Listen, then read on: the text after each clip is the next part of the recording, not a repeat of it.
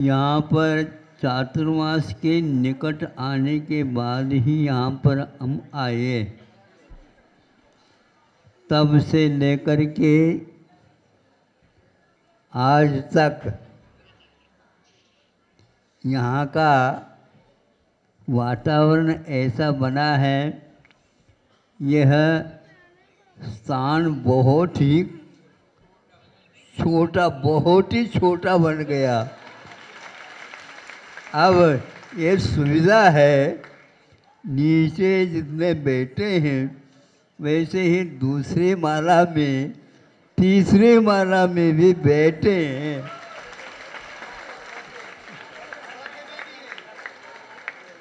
अब आप बताओ। इसलिए हमारा कहना है, चारों मास में एक दिन भी इस प्रकार की भीड़ से यह स्थान वंचित नहीं रहा। और रविवार के दिन 1 किलोमीटर लगभग पड़ता है, वहाँ पर बना जो है, आप लोगों को बैठने के लिए व्यवस्था की है। वो इतना लंबा चौड़ा इन्होंने बनाया था, वो भी संकुचित जैसा हो गया है। कोई भी व्यक्ति ऐसे पैर फैला कर बैठ ही नहीं सकता। ये यहाँ का संक्षेप से। और सबसे ज़्यादा व्यवस्था तो यहाँ पर मुफ्त बनी हुई है। और यह है कि कितने भी व्यक्ति और इससे ये दुगुनी भी आ जाए समाज, तो भी सब लोगों को बिल्कुल पास से दर्शन हुआ है।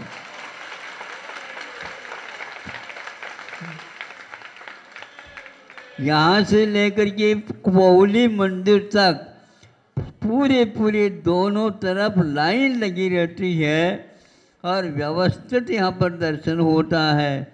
धक्का मुक्की का काम ही नहीं है।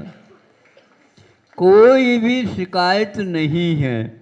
यदि शिकायत आ भी जाती है, वो जिस शिकायत को लेकर के आए हैं, वो यहाँ पर आने के उपरांत तो सब शिकायत गायब हो जाती है।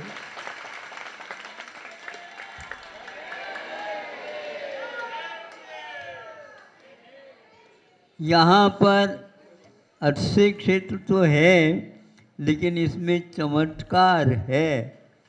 मैं बहुत विलंब से यहाँ पर आ गया, ये मुझे अभी भी कारण ज्ञात नहीं हो रहा है।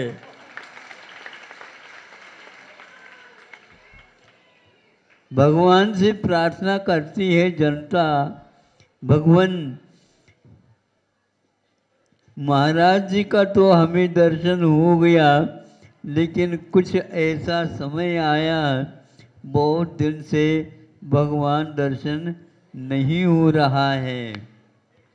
इन सब बातों को लेकर के ऐसा लगता है हमारा बहुत काल उस ओर व्यतीत हुआ, नहीं समझे। और यहाँ पर आते हैं तो ये ऐसे आते हैं लोग, ये कहाँ से आते हैं पता ही नहीं लगता। और शाम तक बने रहते हैं और कहाँ चली जाती जनता पता भी नहीं लगता। सब नए नए आ जाते हैं प्रतिदिन, कोई पुराने नहीं। अब हम धीरे से सोच रहे हैं, जो पुराने ग्राहक हैं वे थोड़ा सा आराम ले ले।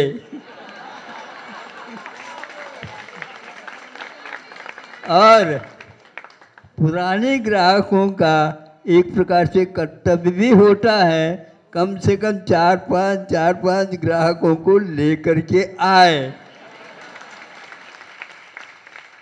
वहाँ पर ये काम नहीं हो सकता था, तो यहाँ पर हो गया। यहीं पर बैठे बैठे हमने कहा, कुंडलपुर से जब आ गए उस समय 3-4 स्थान हैं कई लोगों के लिए। कहा एक बंडा है, सागर है, और एक ललितपुर है, और एक अशोकनगर है। और एक आध आरोन है इन सब का, और वहाँ पर साधिका आश्रम खोल दो। जवानों के लिए सब कुछ हुआ है, किंतु वृद्धों के लिए अभी होना बाकी है।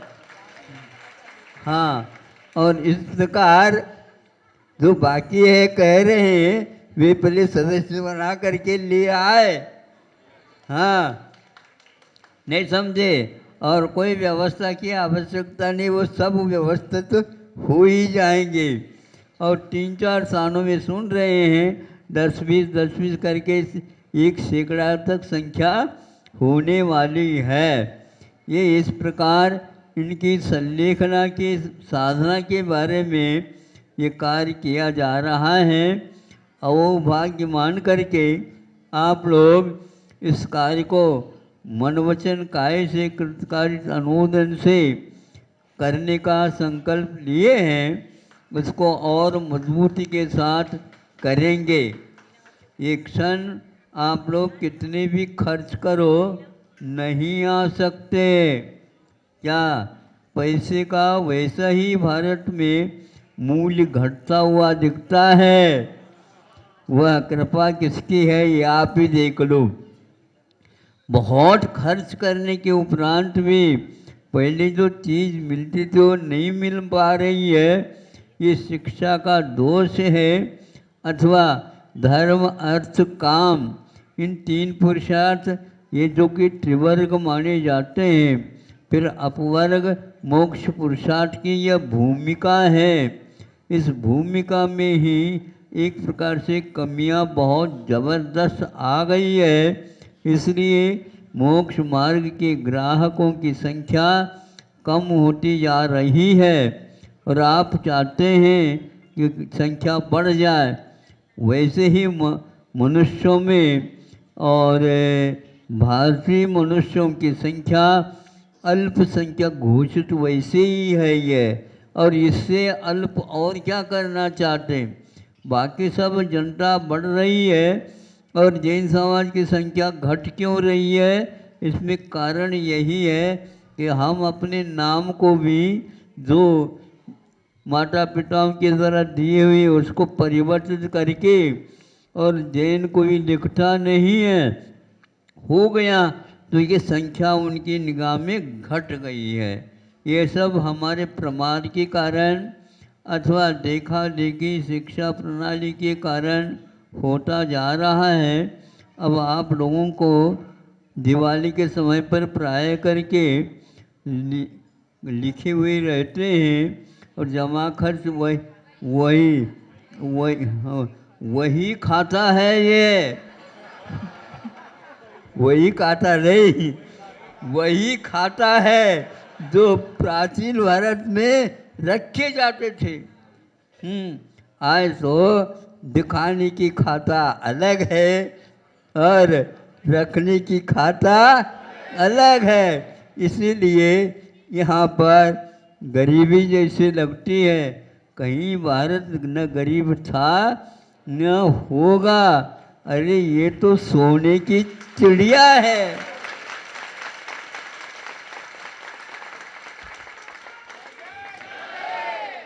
और पैसे की चिंता नहीं करो, यहाँ तो पैसा बरसता था, इसमें कोई संदेह नहीं है।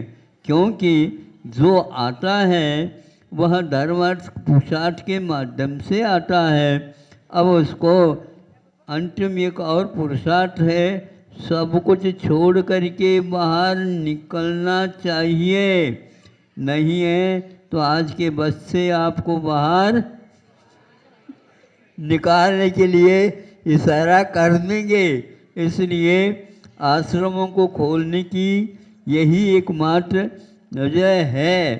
और उन आश्रमों में रहो, भले ही घर छोड़ नहीं सको, इन आश्रम में रहो, वहाँ पर सब व्यवस्था समाज की तरफ से होगी। और आप लोगों को इस काया का महत्व दे करके उसकी साधना करना चाहिए। इन लोगों ने जो बीड़ा उठाई है बहुत अच्छा किया है। जीवन पर्यंत इन लोगों ने ऐसे घर बसा करके बच्चों के लिए भी धर्म ध्यान करें, इस प्रकार का उपाय जुटा करके परिश्रम किया है। अब उनके इस परिश्रम को सार्थक बनाने के लिए आपको कार्य करना है। इसलिए इन लोगों को यहाँ के लिए भी एक, जैसे आप लोगों का वहाँ पर खुल रहा था, शिलान्यास हो रहा था, उसी प्रकार यहाँ पर भी एक प्राथमिक शिलान्यास कर लिया गया है। और उसमें भी यदि मान लो सदस्य एकत्रित होते हैं तो उन्हीं का पहले प्राथमिक मंगलाचरण होगा। इसी प्रकार आप लोगों के लिए यदि वहाँ पर स्थान कमी है तो यहाँ पर आप एक दिन के लिए आएंगे तो 4 दिन रुकेंगे, 4 दिन के लिए आएंगे, विधान करके फिर जाने की बात करेंगे। जो घर में व्यवस्था है उससे भी बढ़िया व्यवस्था यहाँ पर जनता करने के लिए कटिबद्ध हो गई है। आप जहाँ चाहो वहाँ पर इस समय क्षेत्र का विकास करके इस क्षेत्र में भी आप रह करके साधना करेंगे, अच्छी संलिकना हो सकती है। क्योंकि जहाँ पर पार्षनाथ हैं और वह इस प्रकार अतिशय है, ऐसे स्थान में आप कर सकते हैं। इतना हम मुझे कहना था। आज आप लोग आए हैं और बहुत कुछ मांग लेकर के आए हैं। ध्यान रखो, अब तो हम आपकी मांग को जल्दी पूर्ण नहीं कर पाएंगे, क्योंकि दुकान में माल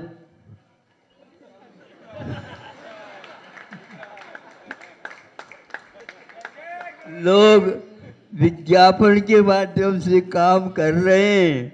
हम पहले से ज्ञापन देते हैं, हमें विज्ञापन की कोई आवश्यकता नहीं है। और क्या ये विज्ञान की एक उपज तो है, जहाँ ग्राहक है वहाँ से आ जाता है और यहाँ पर हाँ आपको इतना मिल जाएगा, इतना समय का अनुबंध। ध्यान रखो, आजकल पहले के लोग ऐसे कहते थे, लेकिन हम कहते नहीं। आज नगद कल उधार, हमारे यहाँ उदारता का नाम ही नहीं है। उदारता के साथ रहो और ये व्यापार करो, इससे विश्व को भी शिक्षा मिलेगी। ऐसा यहाँ पर भारतीय संस्कृति का आज भी जीवन चल रहा है। आप लोगों को समय निकाल करके जो संतों ने, ऋषियों ने साधना के बल पर जो आप लोगों के लिए जीवन के लिए भी कुछ मंत्र दिए हैं, उन मंत्रों को उच्चारण करते हुए इस क्षणिक पर्याय का आप लोगों को उपयोग करना चाहिए। और बच्चों के लिए भी विशेष रूप से आपके द्वारा प्रशिक्षण दे देना चाहिए, ताकि उनको भी इस जीवन का महत्व समझ में आ जाए। बनती कोशिश हमारा ये चल रही है कि आप लोग विदेशी भाषा और विदेशी पहनाव, इन दो से बचेंगे तो भारत पहले जहाँ था उससे भी आगे चला जाएगा।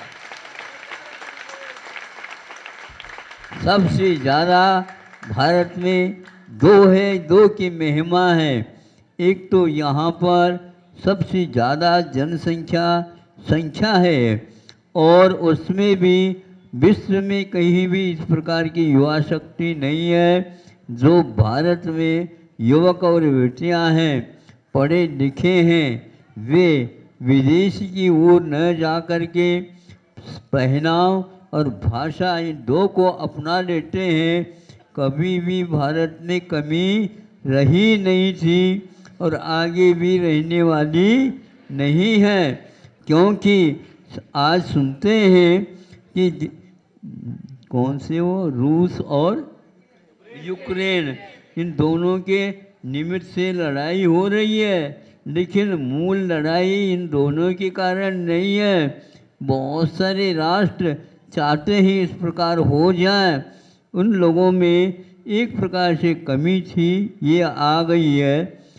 गेहूं और आटा विश्व की सबसे ज़्यादा यदि है तो यूक्रेन और रूस में ही है, और उसमें कमी आने के कारण आज वहाँ तक वितरण नहीं होने के कारण अच्छे अच्छे राष्ट्रों में गरीबी आ चुकी है। खाने की बात नहीं किंतु खिलाने की बात है। वह सब पलायन कर रहे हैं। भारत पलायन नहीं करता, पहले भी नहीं किया, भारत को नहीं छोड़ा, इसीलिए आज कई राष्ट्र पलायन कर रहे हैं बाध्य होकर के। भारत को ये नौबत कभी भी नहीं आएगी, आएगी तो भी अरण शुद्ध करते हुए राम नाम सत्य के साथ हम सुनते हुए चले जाएंगे। हमारा तो ऐसा ये भारत है, यहाँ पर नाम से ही पूरे काम हो जाते हैं, क्योंकि उस नाम में ये मंत्र है वो, क्योंकि राष्ट्र को छोड़ा नहीं जाता। यहाँ के राजा ऐसे हुए हैं कि वो घास की रोटी खाने के लिए तैयार हो गए, किंतु हम मांगेंगे नहीं। रोटी मत मांगो, रोटी न मांगो, रोटी बनाना सीखो। रोटी न मांगो, रोटी बनाना सीखो, खिला करके खाओ। अतिथि सत्कार भी हो गया, अपना पेट भी भर गया, मांगने की नौबत भी नहीं आई। न मांगने की नौबत नहीं आए तो पलायन की बात नहीं है। तो जिस पलायन की बात आती है तो हम संलेखना लेकर के इस जीवन को सार्थक बनाएंगे। ऐसे सब लोगों को ये बातें यदि आप मोबाइल पर लाए हो, सुना सकते हो। हमारा इसके ऊपर कोई रॉयल्टी नहीं है और न ही कोई अधिकार है। हाँ, हम आपसे ये मांगते हैं, हम इसको अधिकार को रखना नहीं चाहते हैं, और जहाँ कहीं से भी आए हैं ये यदि शब्द उनको भी सुनने के लिए मिल जाए, बहुत अच्छा काम हो जाएगा। अहिंसा परमो धर्म की।